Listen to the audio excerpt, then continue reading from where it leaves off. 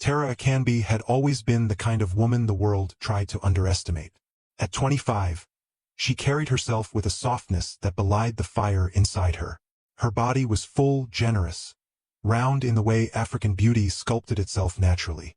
She loved her curves, loved the way her clothes dipped and hugged the contours of her hips, the way her arms were soft but strong, the way her face looked warm and glowing when she smiled. But people always thought her weight was the first chapter of her story. They didn't know it wasn't even in the prologue. Terara had the kind of brain that turned problems into puzzles and puzzles into profit. She'd been like that since childhood, quietly observing, always absorbing. While other kids in primary school were playing tag, she was calculating how much her mother could save on groceries by switching brands. In secondary school, she built a small reselling business, buying cute stationery from online vendors and selling them to classmates at a markup.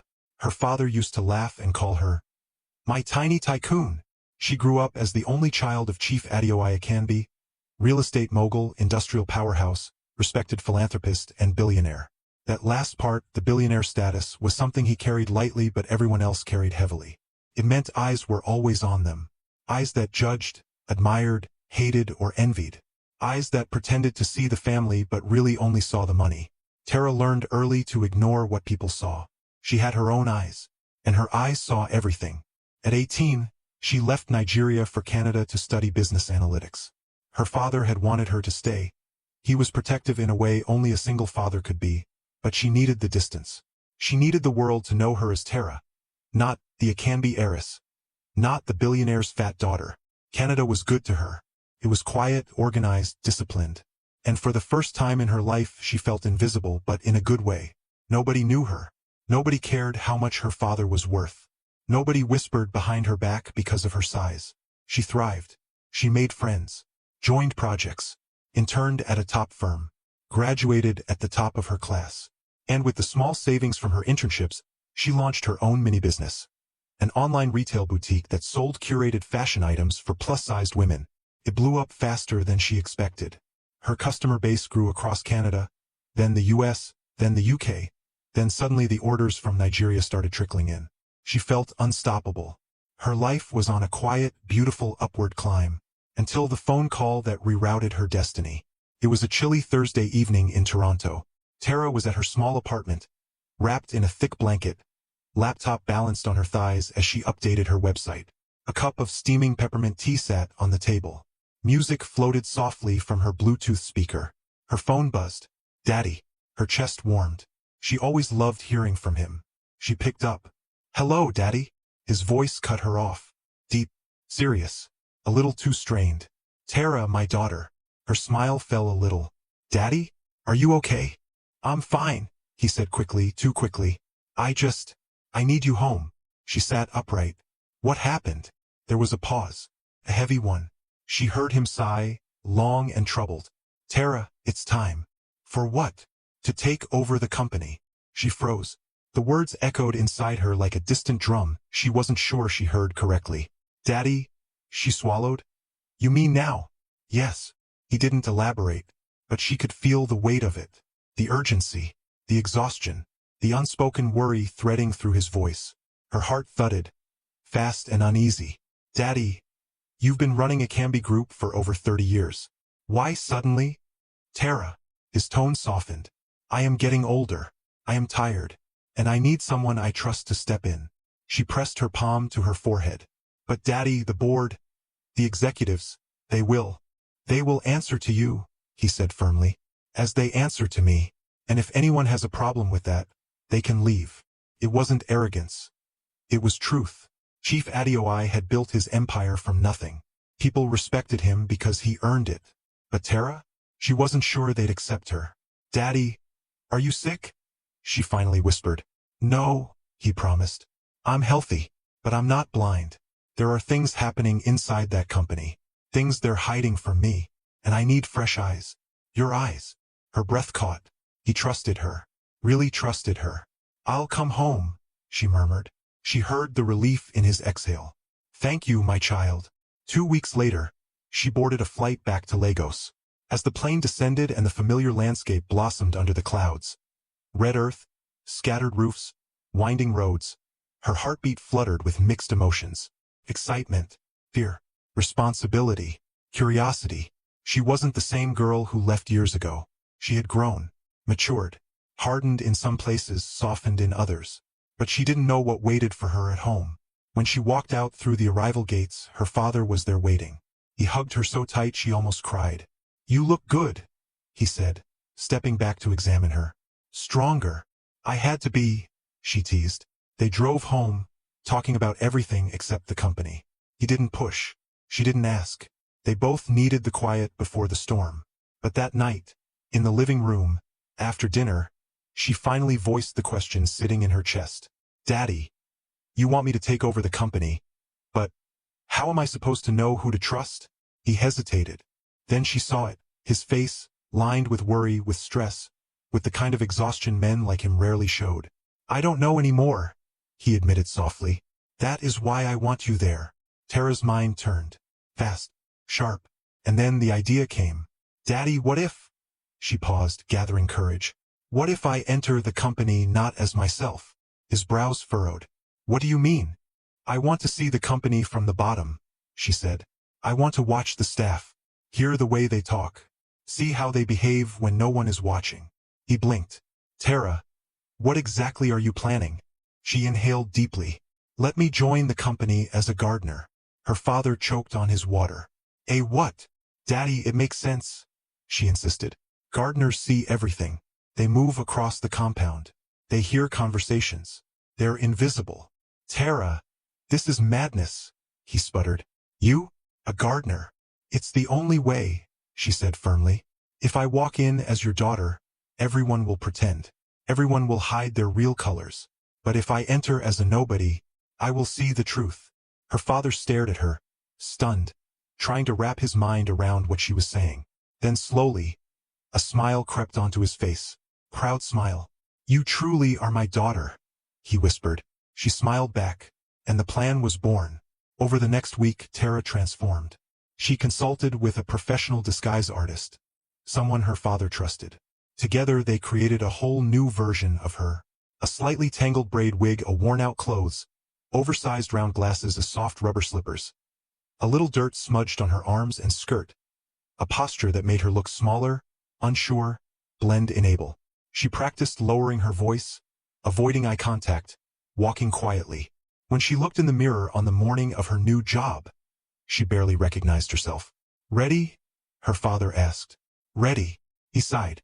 "You know you don't have to do all this." She smiled softly. "I do." When she stepped into the massive compound of her father's company, pushing a small wheelbarrow, head down, ID card clipped to her faded shirt with the name Tiniola Moses on it, no one looked at her twice. She was just another staff member. Another gardener. Another shadow. Perfect.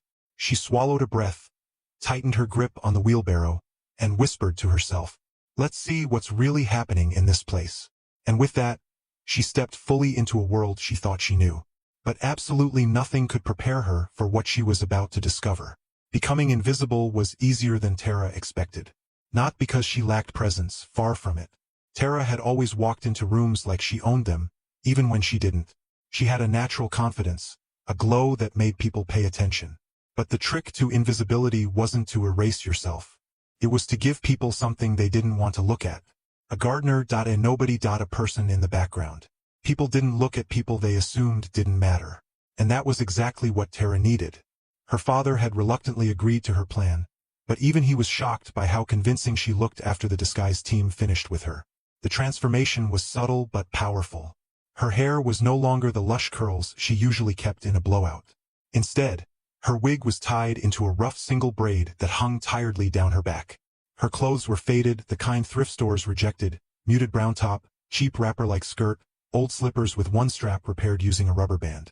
A little dust on her forehead, a faint smudge on her arm, her glasses, round, oversized, slightly foggy, completed the look.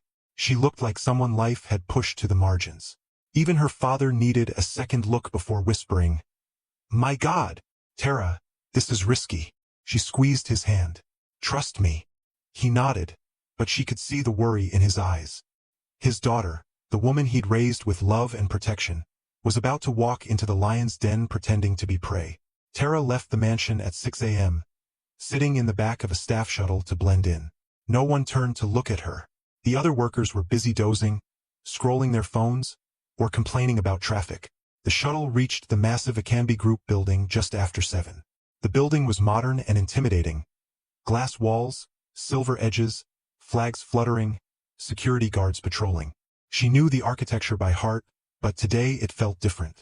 Today she wasn't entering as the chairman's daughter. She was entering as Tiniola Moses, new contract gardener. Her heart thudded, heavy with anticipation. She adjusted her glasses, grabbed her wheelbarrow, and stepped into the compound. No one paid attention. Perfect. The landscaping department was located behind the main building, near the staff cafeteria. Tara approached the small shed where gardeners stored tools. Inside, 3 men sat around a plastic table, sharing puff-puff and agbalumo. One of them looked up. "Yes? What'n you want?" She kept her voice soft, slightly shaky. I'm the new gardener. They told me to report here." Another man sized her up. "You be new person? You go suffer." Oh. Laughter broke out. Tara lowered her gaze and nodded timidly. "Name?" the first man asked. "Tiniola, sir." "We no day do sir here," he said. "Just call me Shola." He tossed her a faded green apron. "Start with the side garden near the admin block. The flowers there don't spoil." She nodded, grabbed a rake, and hurried out. As she walked, she felt the sting of the mocking laughter behind her. This is only the beginning, she reminded herself. Her first hour as a gardener was eye-opening. From where she knelt trimming the hibiscus shrubs near the administrative building, she watched staff strolling in. She studied every pair of heels, every corporate suit, every staff ID, every interaction. She could tell instantly who worked hard and who performed for show. Some employees walked briskly, holding tablets, reviewing reports as they moved. Others drifted lazily, chatting loudly about useless topics. A group of 3 admin women walked past her. "Have you heard? Colin said the new intern looks like a goat," one said, laughing. "Ah, that man's mouth is fire," another one replied. They didn't even glance in her direction, as if she wasn't there. Exactly what she wanted. She encountered them properly 30 minutes later. 3 women from administrative support. Tara was watering a row of roses when they sat on a nearby bench with steaming cups of tea. "My sister," one of them began. "Have you seen Madame Cynthia today? That woman fine no be small. Fine coup? A beg she get body, she get money and she get man." Another whispered dramatically. "Who?" "The operations manager." The third one scoffed. "Ah, everybody knows. That one no be gist." They all laughed. Tara kept watering, head low, heart noting every word. So the rumors were true. Collins and Cynthia. Interesting. One of the women suddenly glanced at Tara. Her eyes swept from Tara's head to her toes. "New gardener." "Yes, ma." She wrinkled her nose. "She's so big." Tara pretended not to hear. "What did they even see in her during interview?" the woman muttered. "Maybe she cheap," another said. More laughter. Tara felt the sting but swallowed it. She wasn't here to prove anything. She was here to see. And already the company was showing its true colors. During her midday break, Tara went behind the logistics block. She needed shade, but instead she found 5 men. Grown men, snoring loudly on benches beside a stack of unopened shipment boxes. One had even laid his head on a sack of office supplies. She blinked. They were supposed to be out on delivery runs. Instead, they were dreaming peacefully on company time. A voice whispered behind her. "Don't mind them. That's their daily routine." She turned. A young cleaner, petite with a friendly smile, stood holding a mop. "I'm Fatima," the girl said. "You're new, ABI?" Tara nodded. "Yes, first week." Fatima sighed. "Sorry, this company. You will see many things." "Like what?" Tara asked gently. Fatima looked around, leaned in and whispered, "Most people no day work. They just form GRA. It's only a few of us that actually do our job." Tara liked her instantly. Someone who noticed. Someone who cared. Fatima suddenly checked the time. "My supervisor will kill me if I stand too long. See you around." And she hurried off. Tara watched her go, a small smile forming. Not everyone here was a lost cause. At exactly 1:15 p.m., Tara had her first close encounter with the man she was most curious about long before she stepped into the company. Collins Bamadil, operations manager. Charming devil in human form. He walked out of the central lobby like he owned oxygen. Tall, handsome, dressed in a fitted navy blue suit with a gold wristwatch that screamed, "Stolen money," louder than any alarm. His smile was smooth and practiced, the kind of smile that had fooled many women. He was speaking to someone on the phone, voice deep and arrogant. "No, I told you. If she doesn't give me what I want, she can kiss her job goodbye." He ended the call and turned. Just as Tara stepped out from behind a flower bed, their eyes met. For one slow second he scanned her, head to toe to head, and then the smirk came. "New gardener." "Yes, sir. You're interesting looking." Tara remained still. "I can teach you how things work here," he said, voice dropping suggestively. "No, sir. I will manage." His face hardened instantly. "Really?" "Yes, sir." He stepped closer. Too close. "You'll regret forming pride for me," he whispered. Then he walked off, perfume trailing behind him like arrogance in vapor form. From the second-floor window, Tara spotted a woman watching the interaction. Tall, sharp-faced, wearing a pencil skirt and red lipstick. Cynthia, finance manager. Collins' rumored lover. She was staring at Tara with calculating eyes, as if Tara were competition. Tara almost laughed. If only she knew. That night, back at the mansion, Tara sat with her father in his study. "What did you see?" he asked, anxious. "A lot," she said. "And it's only day one." She told him everything, the gossipers, the lazy staff, the attitude, the lack of discipline. But she left out one detail. Collins.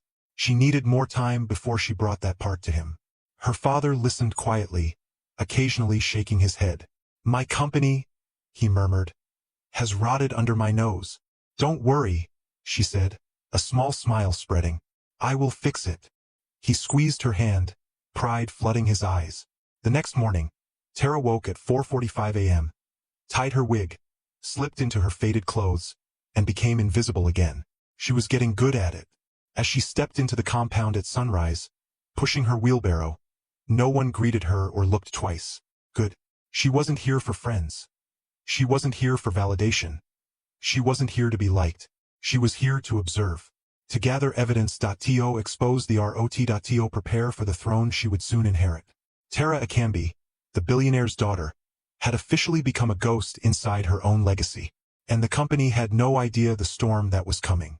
For the first few days, Tara moved through Akambi Group like a shadow. Quiet, unnoticed, and almost forgotten. She woke early, tied her wig, stepped into her faded gardener outfit, and arrived before most of the staff. The mornings were always peaceful. Soft dew on the hedges, crisp air before the sun hardened, the rhythmic chirping of birds around the compound. It was the only time the company felt calm. By 8 a.m. the chaos started. And it was loud. Akambi Group was supposed to be one of the country's most respected enterprises, known for discipline, structure, and high standards. But from her undercover position, Tara saw a very different reality. Supervisors strolling in at 9:30 a.m. Junior staff spending hours on TikTok. Printers jamming because no one serviced them. Dirty break rooms. Late reports. Office gossip everywhere. It was dysfunction wrapped in corporate wallpaper. But no one dared talk about it because everyone assumed the chairman saw everything. He didn't. And those who knew the truth protected themselves. Tara kept her head down, pruning flowers and trimming hedges, but her eyes and ears were open. She saw the rot layer by layer. By the third morning, Tara had officially been accepted as part of the background, which meant the gossiping admin women no longer bothered to lower their voices around her. They sat at their usual bench near the fountain, sipping hot tea like it was holy water that fueled their tongues. "Have you people seen Collins today?" one of them asked dramatically. That man is fine Shah," another replied. "But his mouth is sharp like blade."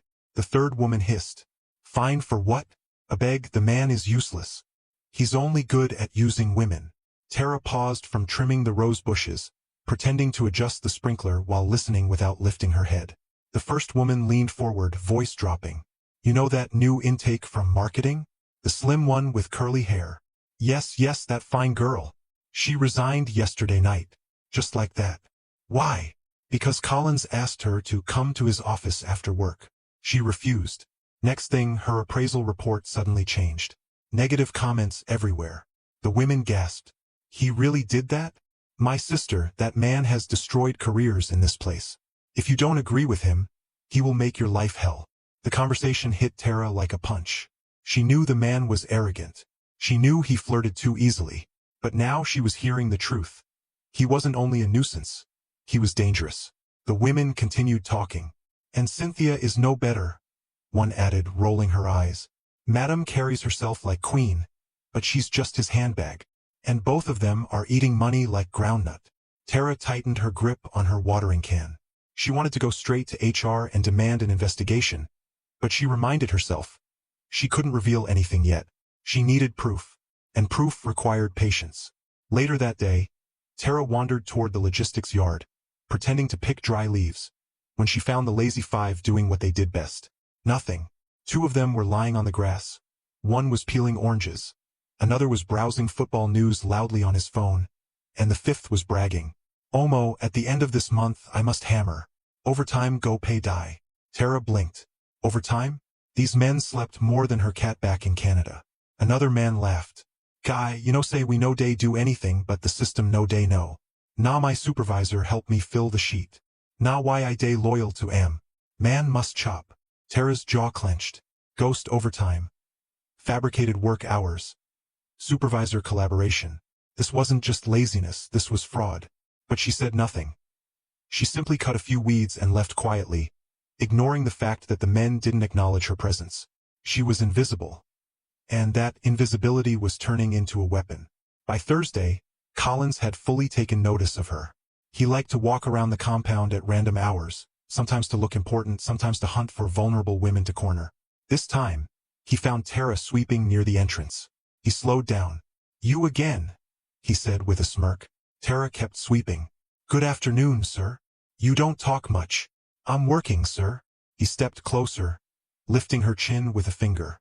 You're a big girl. You should smile more. It will make you look softer.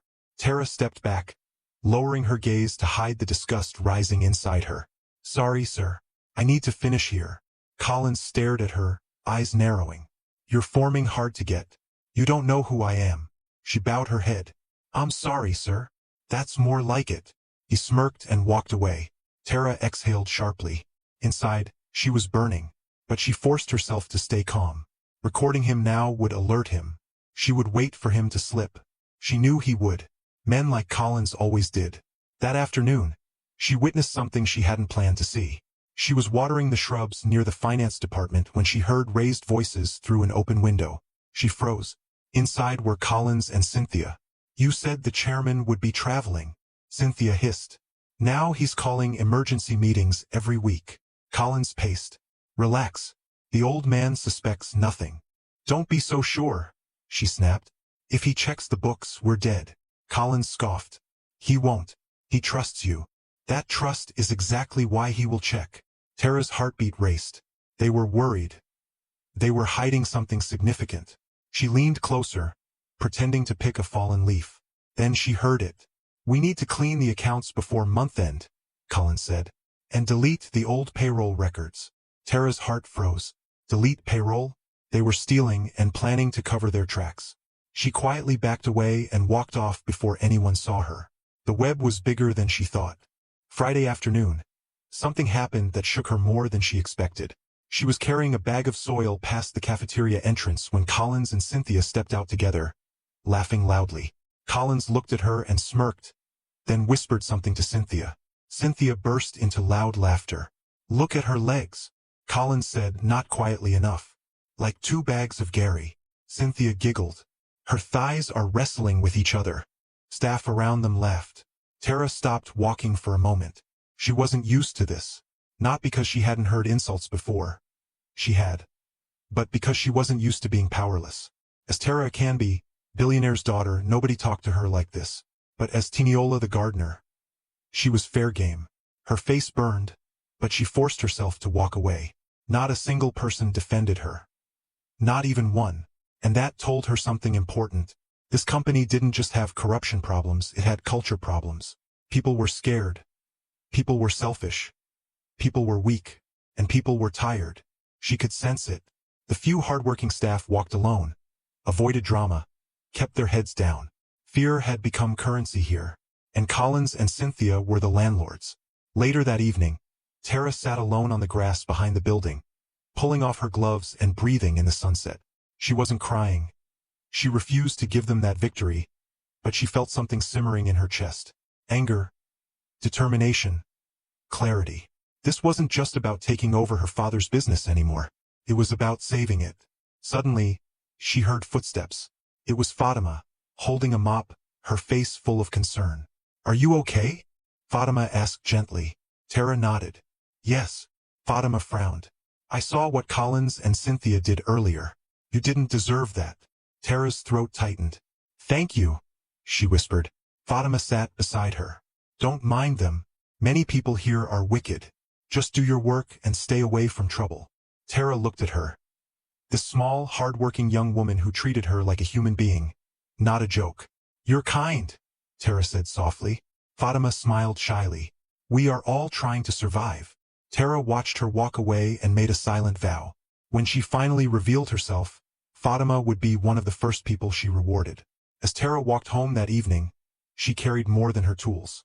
She carried the first layer of evidence. She carried the truth. She carried anger. But most importantly, she carried resolve. A Canby Group was rotten. Her father had been betrayed. People were suffering.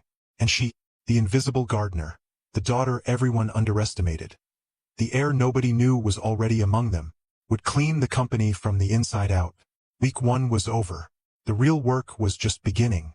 Tara woke up Monday morning with a heaviness in her chest.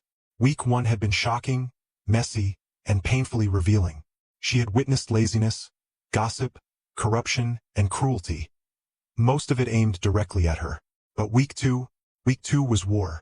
She tied her wig, tucked in her fake ID card, grabbed her small bag of tools, and stepped into the compound with a stronger spine than she had the previous week. No matter what they threw at her, she would not break. She was here for a mission, and a mission required resilience. Tara had barely stepped into the garden with her rake when Collins appeared, swinging a file in his hand and wearing a smug grin like it was designer cologne. "Gardener," he barked. Tara turned. "Good morning, sir." He walked up to her slowly, clearly enjoying the power imbalance. "I told you last week. You don't talk to me anyhow." He waved the file. "From now on, you will be reporting directly to me." That was odd. Gardeners didn't report to operations managers. But Tara bowed slightly. "Yes, sir." He smirked. "Come to my office." Tara froze inside, though she kept her face straight. "Sir, I'm supposed to." "I said come." She followed him through the glass doors. Her heart pounded, not with fear but with contained fury. Inside his office, he shut the door behind her. No cameras in here, well, none she could access, so she mentally prepared. Collins sat on his table, arms crossed. "Why do you behave like you're better than the other gardeners?" he asked. "I don't, sir." "You do. I talk to you. You pretend you don't hear. I look at you.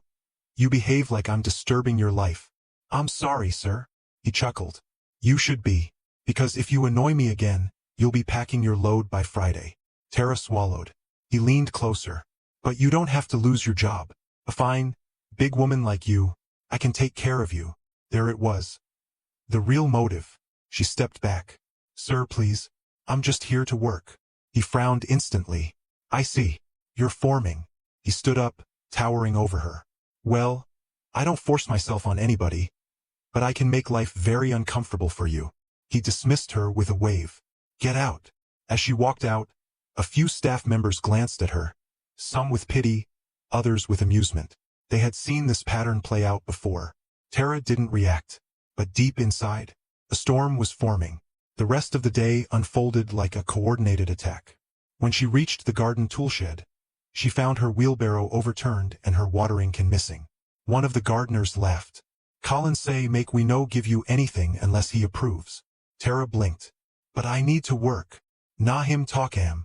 She bent without complaint, cleaned the wheelbarrow, filled it again, and fetched water manually from a farther tap. Every inconvenience became intentional. Every task became harder. And then came the whispers. The gossip trio watched her walk past. "She's still here?" one scoffed. "After Collins warned her?" Stubborn fat girl." Laughter. Tara kept walking. At lunch break, she tried to sit behind the shed to eat her packed food, a small bowl of jollof rice. But as soon as she sat, Cynthia appeared with 3 finance officers behind her. "Oh look!" Cynthia laughed loudly. "The gardener is eating." Tara ignored her. Cynthia walked forward, pretending to adjust her skirt, and accidentally spilled her bottled water all over Tara's food. "Oops!" The other women burst into giggles. Tara stared at the ruined food, her lips pressed together. She said nothing. She allowed no tears. Cynthia smirked. "Next time, don't sit on the floor like a goat." Then they walked away. Tara slowly stood up, wiped her hands, and threw away the food. Her stomach growled, but she ignored it. Hunger was nothing compared to the fire burning in her chest. Wednesday morning, everything shifted. Collins gave her a list of new duties, a page ripped from a notebook. Sweep the entire back compound. Rearrange the supply store. Wash the staff bus tires. Replant the east garden. Clean the cafeteria gutters. It was work meant for 5 people. Tara read it slowly and looked up. "But sir, you're not complaining, are you?" he sneered. "Or should I call HR and tell them you insulted me?" The threat hung in the air. Tara lowered her eyes. "No, sir." "Good girl." As he walked away, she whispered under her breath, "One more day." That afternoon, Tara went into the garden shed where the tools were kept. It was the one place she knew Collins and Cynthia rarely visited. She dropped her small backpack on the ground, pulled out a tiny pouch and opened it. Inside were microcameras her father's security consultant had given her. The size of a fingernail. Magnetic Wi-Fi enabled. Disguisable as screws or dirt. This was the moment she'd been preparing for. She placed one behind the watering tap near the finance office. Another inside the toolshed. Another on a tree trunk where the gossip trio always gathered. One more, near the logistics yard. 2 around Collins' outside walkway. She worked quickly, silently, expertly. Anyone watching her would see a gardener picking leaves or adjusting taps. But she was planting little eyes. And these eyes would not lie. By evening, she had her first breakthrough. The camera behind the tap captured Cynthia and Collins arguing. "You promised me money this week," Cynthia hissed. "I told you the chairman is restless," Collins shot back. "But we need to clear the records. Do you want us both to go to jail?" Tara's heart thudded. Cynthia continued, her voice shaking. "We've diverted millions, Collins. Millions. You said no one would find out." Tara leaned closer to the playback screen on her phone. Shocked. "Millions. Not thousands. Not hundreds of thousands. Millions." Collins growled.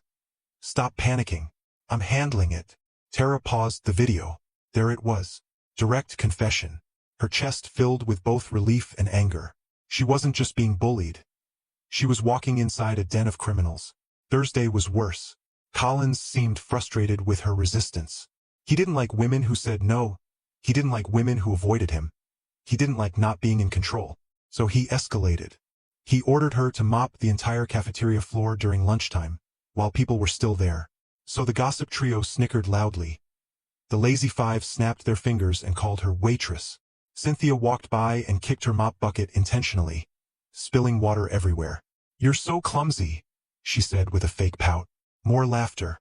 Tara stood in the puddle, gripping the mop like it was the only thing keeping her rooted. Another staff whispered nearby, "That new gardener won't last. They've started bullying her." "No pity. She's too big and too proud," someone else said. Tara bit the inside of her cheek so hard she tasted metal. But she did not react. She did not break. If anything, she became colder, calmer, sharper. Because she had more recordings now. More evidence. More proof of corruption, laziness, bullying, fraud. Everything was adding up. Every insult strengthened her resolve. Every humiliation reminded her of the stakes. That evening, when she got home, she finally allowed herself to cry for a little while. Not because of the words or the mockery or the attacks. She cried because she was tired. Exhausted. Emotionally drained. She had lived 2 lives for nearly 2 weeks. By day, she was Tiniola the gardener. Silent, ridiculed, walked over. By night, she was Tara Akambi, the billionaire's daughter, gathering evidence to save an empire. The duality weighed on her shoulders. She curled into her bed for a few quiet minutes, wiping tears with the back of her hand. Then she sat up, straightened her back, took a deep breath, and whispered to herself, "You're the heir. You can't break now." And she didn't. Friday morning, Tara entered the compound ready. She knew what the cameras had picked up overnight. She knew she had enough material to expose half the management team. The game was changing. She could feel it. Collins came strutting toward her with another ridiculous task prepared. But for the first time, Tara met his eyes without flinching. He paused. Something in her gaze unsettled him. He frowned sharply. "Why are you looking at me like that?" Tara lowered her eyes slowly. "Sorry, sir." But the look had done its job. For the first time, he felt uneasy. He didn't even know why. But Tara did. She had the power now. Real power. And as she walked away with her rake, her heart whispered, "Soon. Very soon." Because the moment she finished gathering every piece of dirt inside this company, she was going to burn everything down and rise as the heir. Week 2 began like a storm gathering quietly. Not loud, not violent, but heavy, the kind of heaviness that made your skin tingle because you knew something big was coming. Tara felt it too. The more she watched, the more she realized the company was not just mismanaged. It was decaying from the inside. Corruption wasn't sprinkled here and there. It was rooted deep, like cancer slowly eating away at the soul of a Canby group. The deeper she dug, the more she uncovered. And the more her father's voice echoed in her mind. "I need your eyes." She was grateful he trusted her. She needed that trust now more than ever. By the middle of the week, Tara had fallen into a routine. One that would have broken a lesser person. Wake up by 4:45 a.m. Put on the disguise. Ride the shuttle. Arrive before dawn. Pick up tools. Become invisible. Repeat. She moved like a ghost, gliding from one part of the compound to another. She was so quiet that people sometimes walked past her without seeing her. She would pause and let them pass, then continue her tasks. But inside, she was exhausted.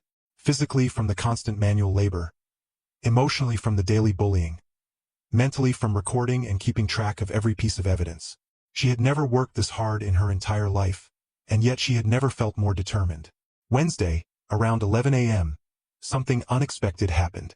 Tara was kneeling by the flower beds near the staff cafeteria, pruning with gloved hands, when she felt a small tap on her shoulder. She turned. It was Fatima, the cleaner she'd met earlier, the only staff member who had treated her with kindness since she arrived. Fatima held out a small black nylon bag. "For you," she said with a shy smile. Tara blinked. "For me?" "Yes, you didn't eat yesterday. I saw what happened with Madame Cynthia." Tara's heart tightened. Inside the bag was rice, boiled eggs, and fried plantain, neatly packaged in a food pack. Tara looked up at her. "Fatima." "Thank you." Fatima shrugged, embarrassed. "It's nothing. Everyone deserves to eat." Then she whispered, eyes darting around, "Please be careful. I don't want you to get into trouble." Tara nodded. "I'll be fine." Fatima's voice trembled. "No. You won't if Collins notices that someone is helping you." Tara exhaled slowly. "I'll hide it." "Thank you." Fatima smiled, then slipped away before anyone saw her talking to the gardener. Tara sat back on her heels, feeling something warm crack through the ice that had formed inside her. Kindness. She hadn't realized how much she needed it. Later that same day, Tara overheard something she wasn't supposed to hear. She was trimming the bougainvillea near the HR building when HR manager Mrs. Oak emerged with 2 assistants, deep in conversation. One of them whispered, "Madam." The chairman asked for the payroll records again. The HR manager's face tightened. "Why?" "He looked at them last month. He said he noticed inconsistencies." "Inconsistencies?" Mrs. Oak scoffed. "Let him come and check now. What will he see? Everything is clean." Her assistants exchanged glances. Mrs. Oak continued, "Tell Collins to update me. I don't want surprises." Tara froze. So HR was involved too? Or complicit? Or scared? Something wasn't adding up. As they walked away, one assistant said under her breath, "Madam, this is dangerous." Mrs. Oak replied with a cold chuckle, "What's dangerous? The chairman barely comes around. And his daughter is still abroad." Tara nearly choked on her breath. The irony. She was right there, trimming plants under their noses. Tara learned quickly that staff had loose mouths around people they considered unimportant. Gardeners, cleaners, drivers, security guards. Invisible people saw everything. And 2 days later, that invisibility led her to the most important discovery of the week. It was Thursday afternoon. Tara was clearing leaves near the finance department when she noticed something strange. Cynthia and another finance officer slipped into a small back office she had never seen open before. The door closed fast, too fast. Tara's curiosity rose like steam. She pretended to adjust the sprinkler, inching closer. Voices floated out, soft at first, then clearer. "We have to delete the old files before the chairman notices," Cynthia whispered sharply. The male officer replied, "But the system logs everything, madam." "Then override the logs." "Those are permanent logs, madam." "Are you stupid?" Cynthia hissed. "I said override it. Do what Collins taught you." Tara's eyes widened. Override system logs? Erase records? Hide evidence? This wasn't ordinary fraud. This was advanced internal sabotage. Someone inside had taught them how to cover their tracks. "Madam, if the chairman checks everything." Cynthia cut him off. "He won't. He thinks I'm loyal. And even if he checks, Collins knows how to manipulate him." Tara nearly dropped the gardening shears. Manipulate her father? No, impossible. But now she had it. A new path, a new lead, a new target. That evening, Tara was washing her tools when Fatima entered the shed quietly. She looked around nervously, then whispered, "Can I talk to you?" Tara nodded. Fatima stepped closer, eyes full of fear. "Something bad is happening in this office." Tara pretended to frown in confusion. "What do you mean?" Fatima swallowed. "People are talking. About Collins. About what he does with new workers. About how he blackmails them. And some people said, they said he bullies you because you refused him." Tara forced a tight smile. "I'll be okay." Fatima shook her head. "No, you won't. He destroyed my friend." Tara froze. "Destroyed?" Fatima nodded slowly. "She used to work here. In administration. Collins kept disturbing her. When she refused, he turned everyone against her. She cried every day. HR didn't help. They said it was office politics." Tara felt anger rise like boiling oil. Fatima continued. "One day, she didn't come to work. She never came back. No call. Nothing. I think she was broken." A deep, painful silence filled the shed. Tara felt her breath slow. Her fists clenched. She wasn't just investigating corruption anymore. She was investigating harm. Real harm. "What's her name?" Tara whispered. "Amara." Tara closed her eyes briefly. "I'm sorry," she murmured. Fatima blinked rapidly, tears forming. "Please be careful. They're watching you." Back at home that night, Tara sat in her room with her laptop open and her recordings lined up. She replayed every video, every audio clip, every confession, every insult. Her father knocked gently. "Can I enter?" She nodded. He sat beside her on the bed and studied her tired face. "You're pushing yourself too hard," he said softly. "I'm fine," she lied. "No, you're not." She looked away. Her father touched her hand. "Are you sure you want to continue?" Tara inhaled shakily. "Daddy, this company is worse than we thought. There is corruption everywhere. People are suffering in silence." "Collins? What about Collins?" She shook her head. "I'll tell you soon." Her father nodded slowly, trusting her. She leaned her head on his shoulder. "I won't stop," she whispered. "Not until I see everything."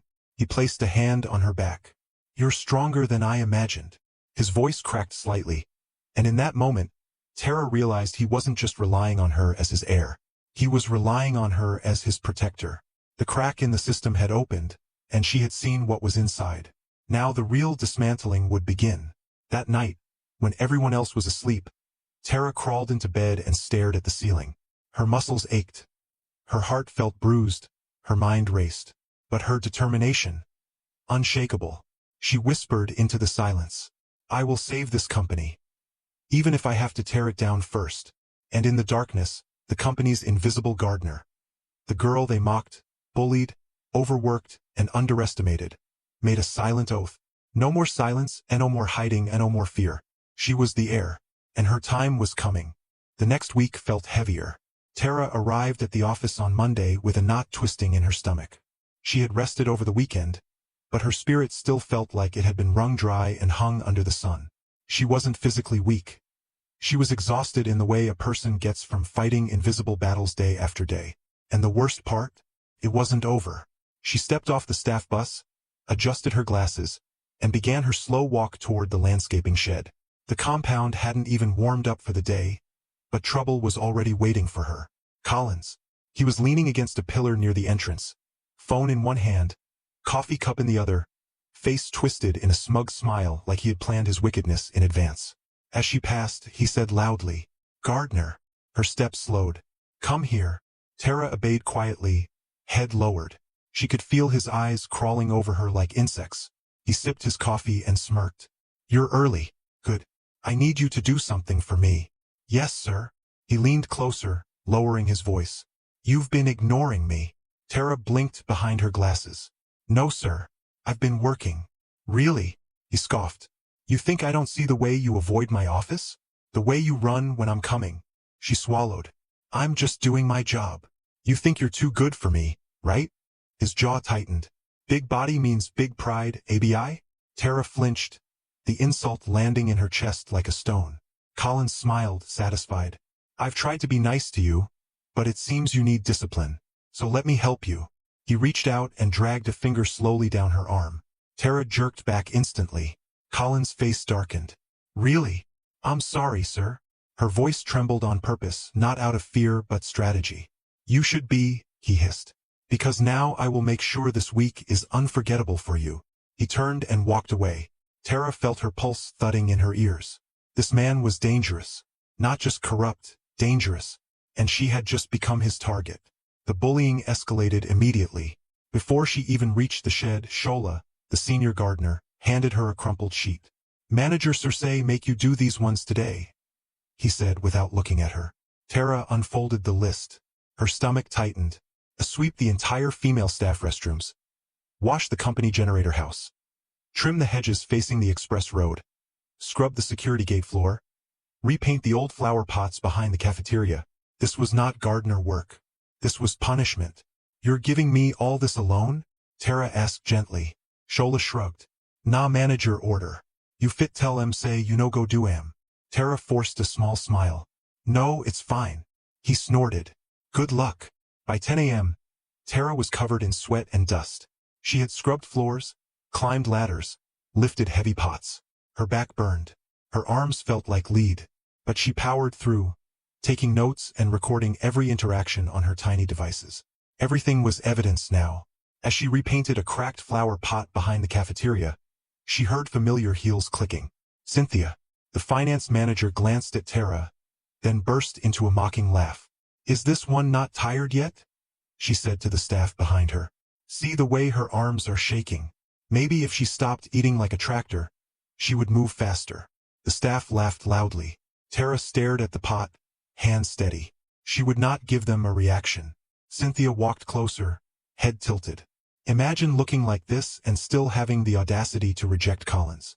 "If it were me, I would be grateful someone gave me attention." The word stabbed deeper than Tara expected. Not because she cared what Cynthia thought, but because she realized this company had normalized cruelty. People laughed at insults. They found pleasure in humiliation. They sided with abusers because it was safer. Tara inhaled slowly and whispered to herself. Soon, Cynthia eventually walked off, her perfume trailing behind her like poison. Around noon, everything shifted from humiliating to dangerous.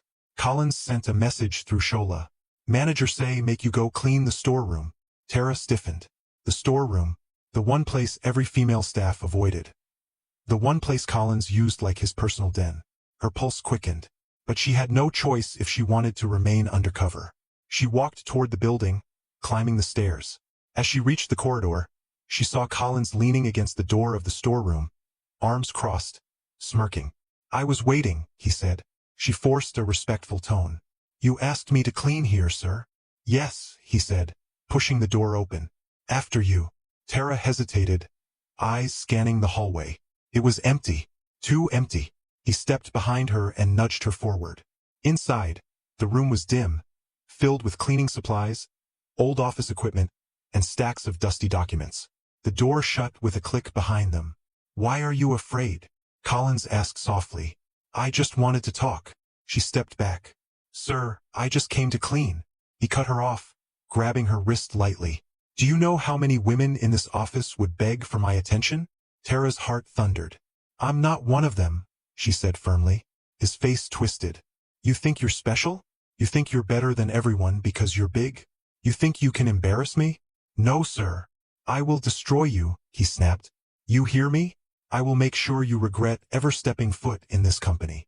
He stepped closer, voice poisonous. "And nobody will defend you because you're just a—" He didn't finish. Someone was coming. Footsteps echoed loudly down the hallway. Collins froze, then quickly stepped back and cleared his throat. The door opened. Fatima peeked inside. Her eyes widened.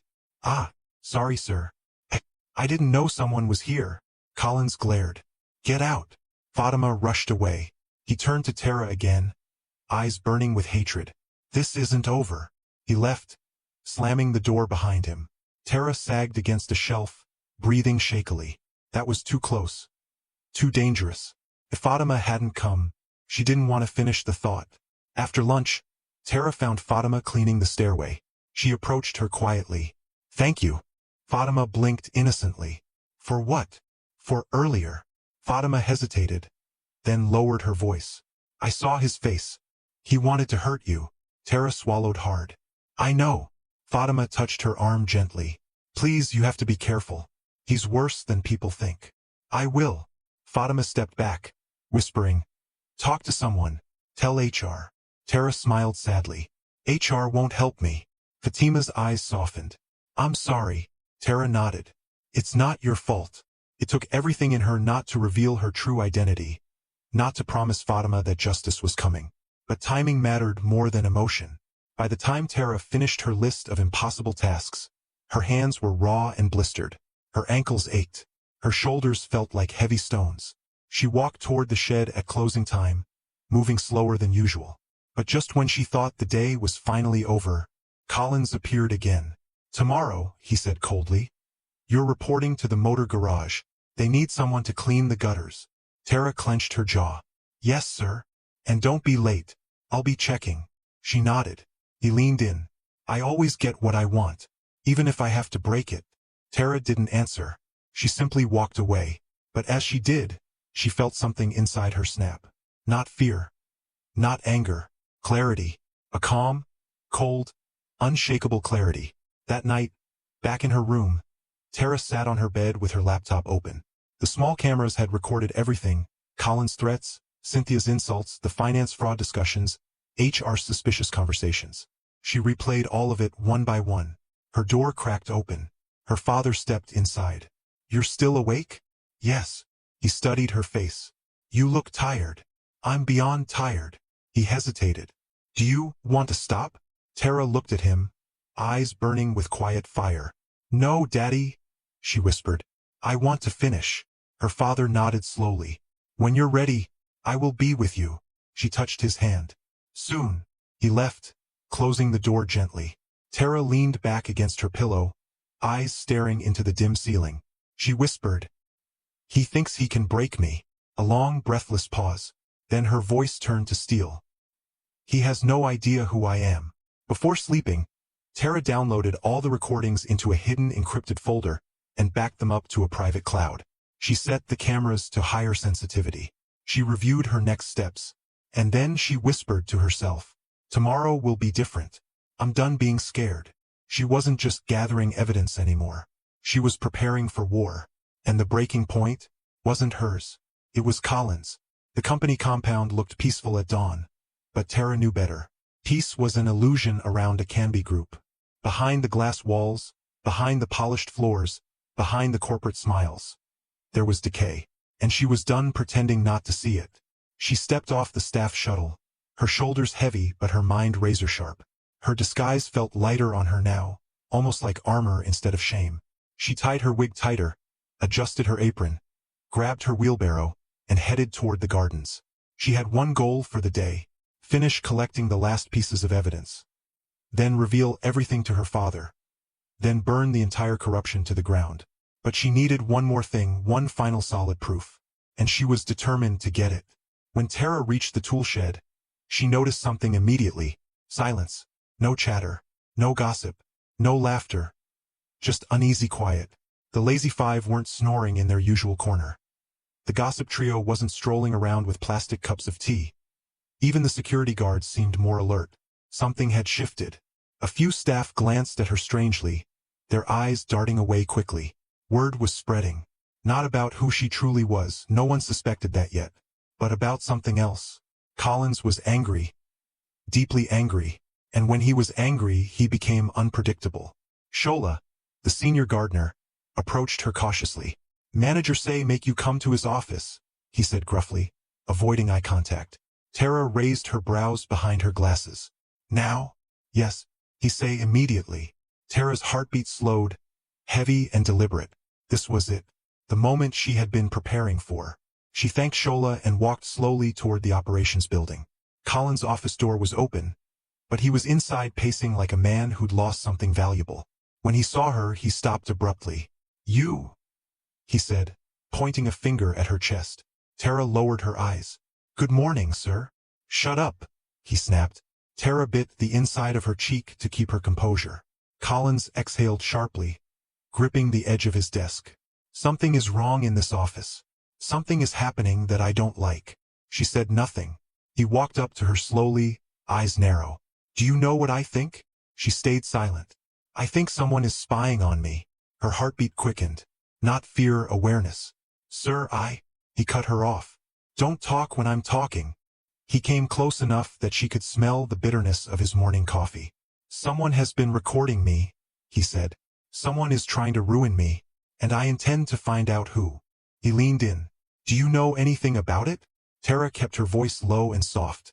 "No, sir." His eyes searched her face, suspicious. But she had mastered the art of looking harmless. After a long moment, he scoffed. "Of course you don't. You barely have sense." He turned away, muttering insults under his breath. Tara inhaled slowly. Each word he threw at her was fuel. Fuel she would burn him with very soon. As Tara walked back to the garden, her mind raced through possibilities. Collins was suspicious, but not of her specifically. He simply felt the walls tightening around him. She needed one last piece of evidence to seal it all. One final, undeniable recording. And the universe delivered it by lunchtime. It started with raised voices. Tara was watering the shrubs near the finance office when she heard shouting inside. "Cynthia!" and someone else. She turned off the hose, slipped behind the hibiscus hedge, and discreetly checked the tiny camera she'd hidden behind the tap days before. It was recording. Perfect. Inside, voices grew louder.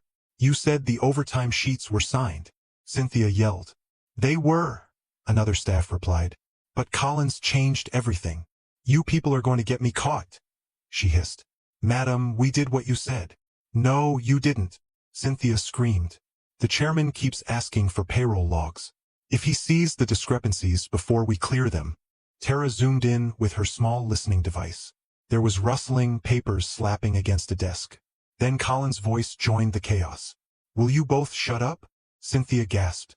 "Collins, tell them what you promised." "I promised nothing," he barked. "You people are too loud. You want the whole office to hear your nonsense. You said you would delete the old salary records." Cynthia pushed. "I said I would try." "Try?" she screamed. "We diverted 22 million naira. How do you try?" Tara's breath stopped. 22 million. It wasn't thousands. Not even millions. It was 10. The camera caught everything. The argument, the confessions, the panic, the blame, the fraud. A complete audiovisual statement of wrongdoing. A smoking gun. Tara's fingers trembled around the hose, but her face remained blank. Just a tired gardener working in the sun. Inside, her heart chanted, "Finally, finally, finally."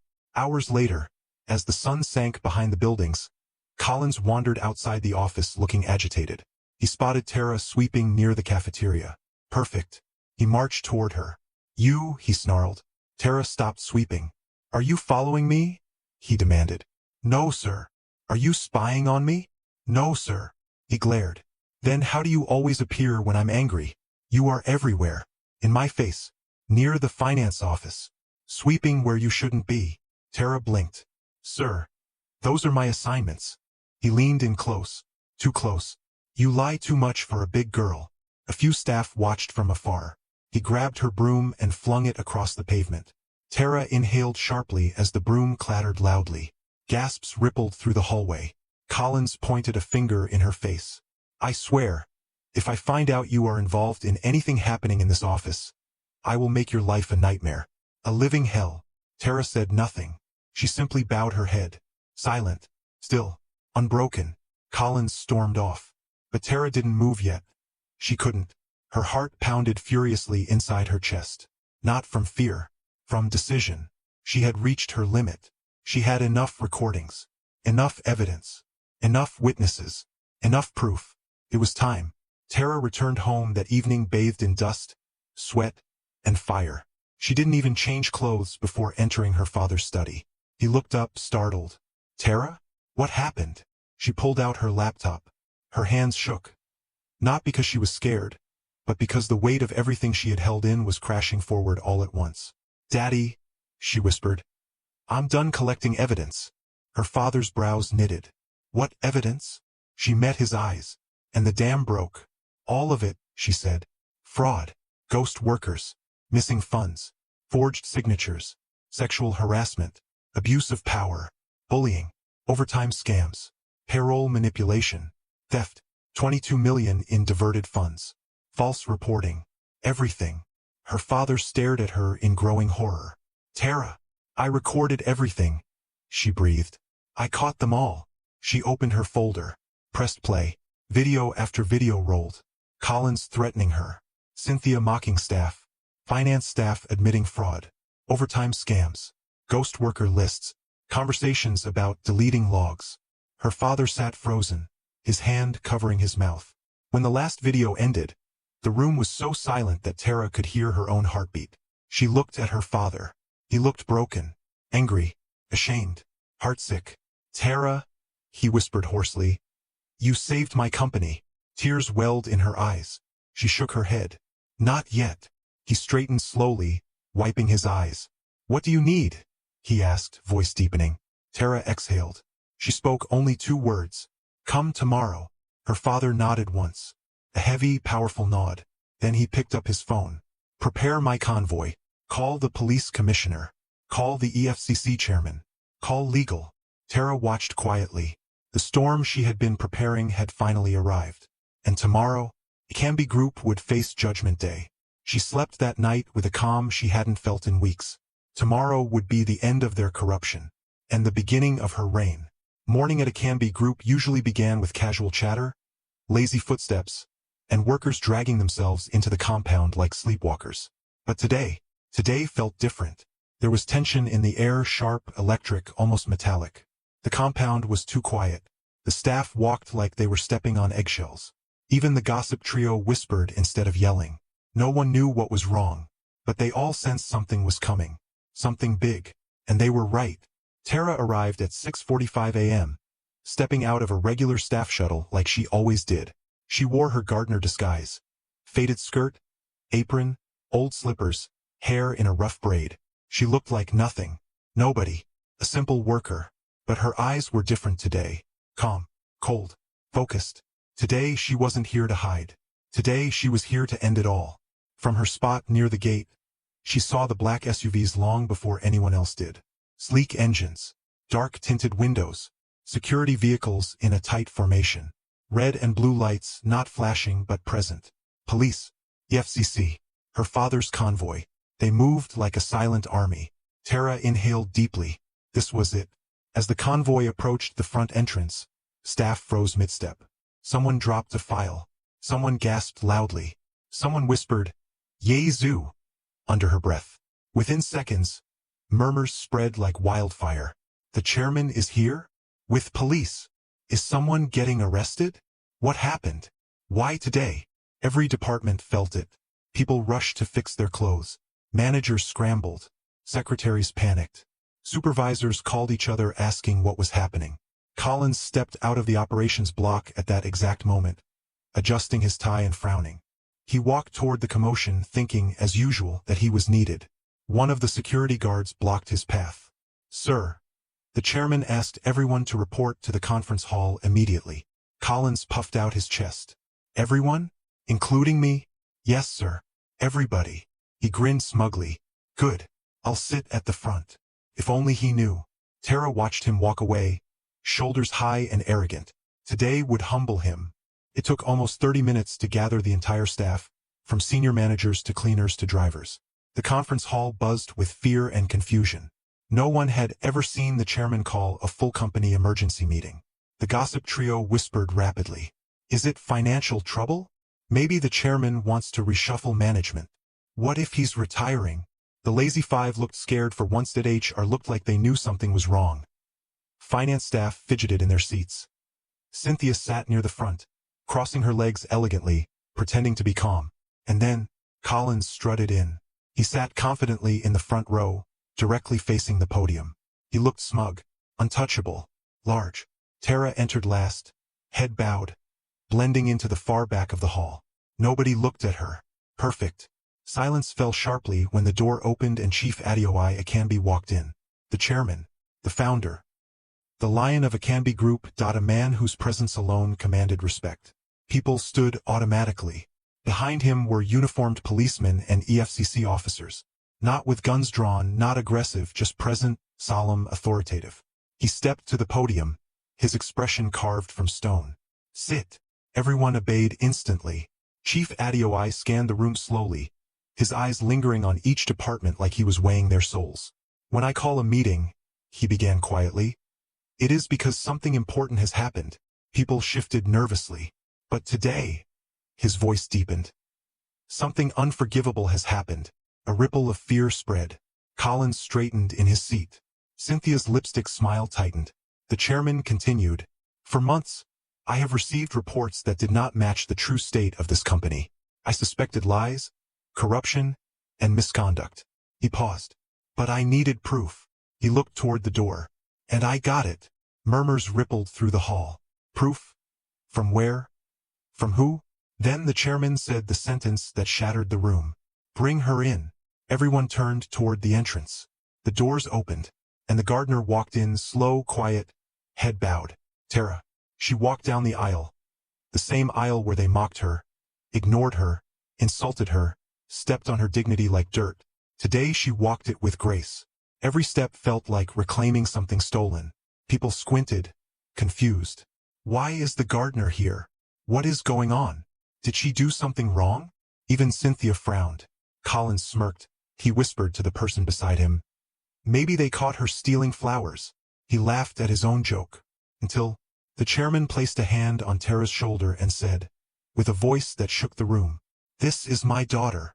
Complete silence. Tara lifted her glasses, removed her wig, stood tall. Gasps exploded across the hall. People jumped up.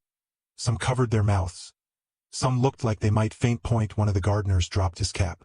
The gossip trio clutched each other in terror. The Lazy Five stared like statues. Cynthia's jaw fell open. And Collins turned pale. White pale. Like blood had been sucked out of him. Chief Adeoye stepped aside so Tara could speak. She faced the crowd. The same crowd that mocked her, bullied her, insulted her weight, her clothes, her job. She wasn't shaking. She wasn't scared.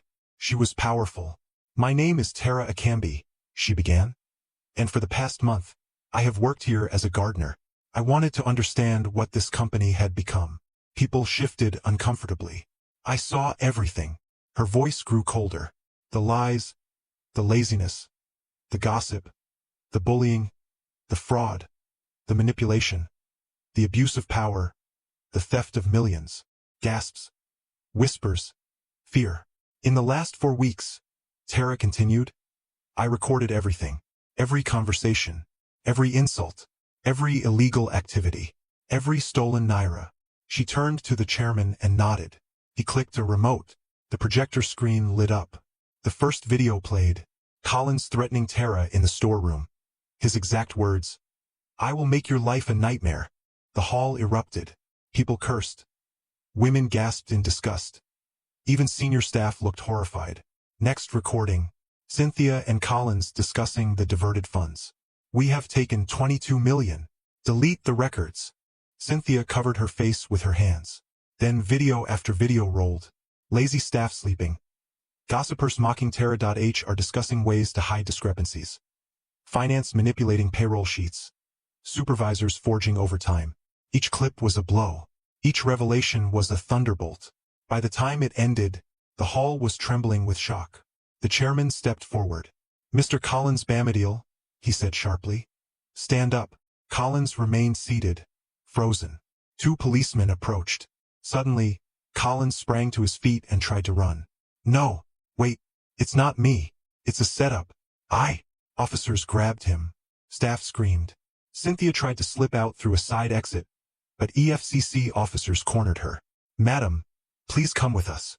No, I didn't do anything." Her voice cracked hysterically. She clawed at the air as they handcuffed her. Multiple staff cried. Some shook their heads. Others whispered prayers. But Tara? She watched silently. Justice was finally moving. Once Collins and Cynthia were escorted out, the chairman addressed the hall again. "Today," he said, "this company is being reborn." He looked at Tara. "My daughter will now take over as CEO." Silence. Then applause. Soft at first. Then louder. Then thunderous. Tara felt her chest warm. Not from pride, but from relief. She had survived. And now she would rebuild. As staff began dispersing, some crying, some afraid, some relieved, Tara stood at the podium one last moment. She whispered to herself, "They thought I was nothing." A calm, steady smile lifted her lips. "Now I am everything." Tomorrow would be the beginning of a new Akanbi group. Clean, fair, strong. Hers. The conference hall felt like a different world after the arrests. The air was thick, buzzing with shock, fear, and disbelief. Some staff were still frozen in their seats. Some were whispering in frantic tones. Others were quietly crying, in relief or in terror. No one could tell. Tara stood at the center of it all, tall and calm. Her gardener disguise shed like dead skin. The woman they mocked, bullied, and humiliated was gone. The air stood in her place. Her father stepped back and gestured lightly. "Tara, continue." Her heart beat slower now. Steady, confident. She walked toward the podium again, every eye glued to her. Tara scanned the hall. She saw fear in the eyes of the gossip trio, guilt in the faces of the lazy workers, shame in supervisors who had protected corruption silently, nervousness in managers who didn't know yet if they were safe. But she also saw hope. In the eyes of hardworking staff who finally felt seen. In the cleaners standing quietly at the back. In the drivers leaning against the wall. In Fatima, clutching a mop as if it were an anchor keeping her grounded. Tara inhaled deeply. "I did not come here today," she began softly, "to embarrass anyone." The room fell silent. "I did not come to punish people for no reason. I did not come to prove anything about my family or my status." She looked down at her hands, then lifted her chin. "I came because this company is broken." Whispers rippled across the hall. "And broken things must be repaired." Tara continued, her voice steady. "For 4 weeks I walked among you, as a gardener, a nobody. I was insulted, mocked, bullied, given impossible tasks, called names." The gossip trio bowed their heads. "I witnessed laziness, fraud, abuse of power, manipulation, corruption so deep that even my father did not see it." Her father's expression tightened painfully. "And yes," Tara said, voice solemn, "I was humiliated, deeply." Her voice didn't shake, but the room felt her pain. "But I also saw kindness." She turned her eyes toward the back of the hall. "Fatima." Fatima startled, almost dropping her mop. "You are one of the most hard-working people in this company," Tara said, smiling softly. "Compassionate, honest, dedicated." Fatima's eyes filled with tears. "That is the kind of spirit we need in the new Akanbi group." The applause started small, then grew, then roared. Fatima covered her mouth, crying openly. The applause died abruptly when a commotion broke out near the doors. One of the supervisors, Mr. Lawal, suddenly rushed for the exit, pushing past staff. "Open this door! Open this door now!" he shouted. 2 officers blocked him. "Sir, step back." "I didn't do anything," Mr. Lawal cried. "They forced me to sign things. Collins made me. Cynthia threatened me." "Calm down, sir," the officer said firmly. "I will not calm down. Please, don't arrest me. I have children." Tara watched with a mix of sadness and cold recognition. Guilt reveals itself fastest in panic. Her father signaled to the officers. Let him stay. We will review his case later. Mr. Lawal slumped to the floor, sobbing. The room stayed painfully quiet. Tara turned back to the podium. There is more, she said. Cynthia's earlier recording echoed in her mind. We diverted 22 million. Delete the logs. The room braced itself. This company lost over 22 million naira to fraud. A heavy gasp radiated through the hall. Money stolen through fake overtime, ghost workers, altered payroll, unauthorized bonuses, and forged approvals. Finance staff looked like they might faint. Some of you in this room were involved. A loud, distressed cry rose from somewhere near the middle. But many of you were victims, Tara continued. Victims of a toxic work culture. Victims of intimidation. Victims of leaders who failed you. Several staff wiped tears from their cheeks. Today ends all that. Chief Adeoye stepped to her side. I am ashamed, he said quietly. Ashamed that this company rotted under my watch. Ashamed that my daughter had to do what I should have done. Tara touched his arm softly. You trusted people, she said. Trust isn't weakness. He nodded gratefully. Then he faced the staff. Effective immediately, he declared. I am suspending all department heads pending investigation. Cries, gasps, stunned expressions. The EFCC will review every financial record. HR will be restructured. Operations will be examined. No department is exempt. Silence. And Tara, my daughter, will now take over as acting CEO. Another wave of applause thundered through the hall. Not nervous applause, genuine applause, hopeful applause. Fatima clapped the loudest. Even some managers joined in, accepting the shift. Tara inhaled deeply, humbled, determined. The remaining officers escorted several staff to the front. The two finance workers who helped Cynthia, a payroll clerk involved in ghost worker schemes, a logistics supervisor who signed false overtime, a junior HR officer who deleted salary complaints. They stood trembling. Tara looked at them, not with hatred, but with stern disappointment. I don't enjoy seeing anyone punished, she said. But actions have consequences. She turned to the officers. Take them for questioning. Treat them fairly. Yes, ma'am. As they were escorted out, some cried. Some pleaded. Some stayed silent. Tara didn't flinch. This wasn't revenge. It was justice. Next, Tara said, voice calm. We must address workplace culture. Her eyes swept toward the gossip trio. They shrank into their seats. She didn't call their names. She didn't need to. You will receive official warning letters, she said evenly. And mandatory training. One more incident of gossip, bullying, or harassment, and you're gone. The trio nodded frantically. Then the lazy five. They looked like they were waiting for execution. You're lucky, Tara said. You're not thieves, just irresponsible. They nodded, sweating. So here is your decision. Work hard starting today or go home. There will be no second warning. The men fell to their knees, thanking her. She held up a hand. Stand up. Prove it with work, not tears. Then Tara smiled. A warm, genuine smile. And now, she said, to the people who kept this company afloat. All eyes turned. Fatima. Fatima gasped again. Please come forward. Fatima shook her head. Me? Yes, you. Fatima stepped forward slowly, trembling. Tara took her hand. You were kind when you had nothing to gain. You work harder than people who earn 10 times your salary. You treated me, a supposed nobody, like a human being. Fatima began to cry. You are now the head of sanitation, Tara announced. Effective immediately. The hall erupted into applause. Her father smiled proudly. Fatima sobbed openly as Tara hugged her gently. As the applause died down, Tara addressed the hall one last time. This company will change, she said. We will rebuild it from the inside out.